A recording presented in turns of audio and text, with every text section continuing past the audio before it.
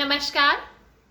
मेरे घर में मेरे पिता के अलावा कई अन्य सदस्य भूतपूर्व सैनिक रहे हैं। एक सैनिक जब अपने घर बार को छोड़कर देश की रक्षा के लिए निकलता है तो सरकार से मिलने वाली पगार के साथ साथ उसे जरूरत होती है जनता के प्यार और सम्मान की। यही प्यार और सम्मान उसे अपने एक एक अंग न्योछावर करने के लिए प्रेरित करता है। ऐसी ही एक कहानी लेकर मैं आपके सामने प्रस्तुत हूँ। एक अति सुंदर महिला ने विमान में प्रवेश किया और अपनी सीट की तलाश में नजरें घुमाई। उसने देखा कि उसकी सीट पर एक ऐसे व्यक्ति बगल में है जिसके दोनों हाथ ही नहीं है। महिला ने उस अपाहिज व्यक्ति के पास बैठने में झिझक हुई। उस सुंदर महिला ने एयर होस्टेस से बोला, मैं इस सीट पर सुविधाजनक यात्रा नहीं कर पाऊंगी क्योंकि इस सीट पर जो व्यक्ति बैठा हुआ है उसके दोनों हाथ नहीं है। उस सुंदर महिला ने एयर होस्टेस को सीट बदलने का आग्रह किया।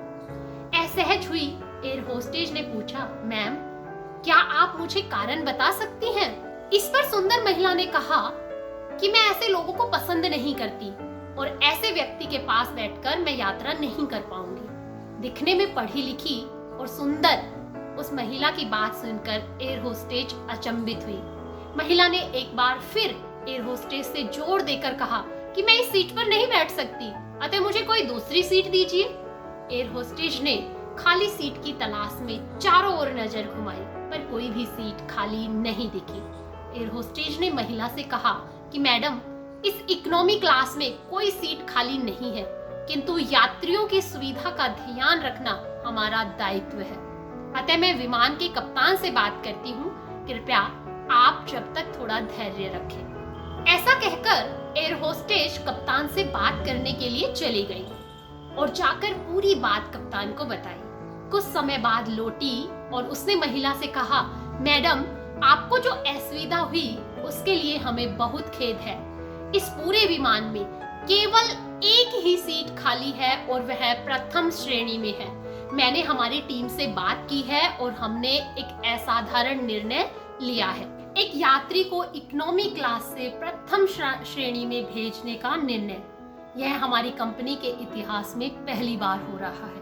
वह सुंदर महिला अत्यंत प्रसन्न हो गई, किंतु इससे पहले कि वह अपनी कोई प्रतिक्रिया व्यक्त कर पाती और एक भी शब्द बोल पाती, एयर होस्टेस ने उस अपाहिज और दोनों हाथ विहीन व्यक्ति की ओर अपने हाथ बढ़ा दिए और विनम्रतापूर्वक उनसे पूछा, सर क्या आप प्रथम श्रेणी में जा सकेंगे?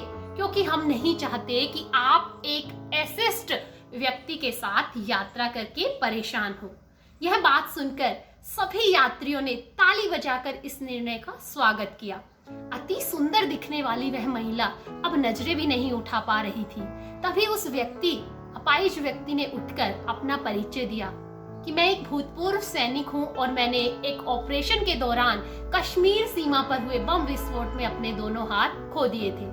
सबसे पहले जब मैंने इन देवी जी की बात सुनी तब मैं सोच रहा था कि मैंने किन लोगों की सुरक्षा के लिए अपनी जान जोखिम में डाली और अपने हाथ खोए, लेकिन अब जब आप लोगों ने ऐसी प्रतिक्रिया व्यक्त की तो मुझे खुद पर गर्व महसूस हो रहा है कि मैंने अपने देश और देशवासियों के लिए अपने हाथ खोए हैं। और इतना कहकर वह प्रथम श्रेणी में चले गए।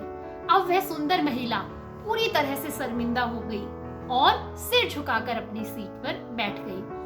तो ये कहानी यही शिक्षा देती है कि हमें ना सिर्फ एक सैनिक का बल्कि हर एक व्यक्ति का सम्मान करना चाहिए। यदि हमारे विचारों में उदारता नहीं है तो हमारी सुंदरता किसी काम की नहीं है। अतः अपनी उदारता को दूसरों के सामने प्रकट कीजिए, अपने अशिष्ट शब्दों के प्रयोग से बचिए। इस कहानी को लेकर आपकी क्या राय है, आप कमेंट बॉक्स में अवश्य लिखें। धन्यवाद।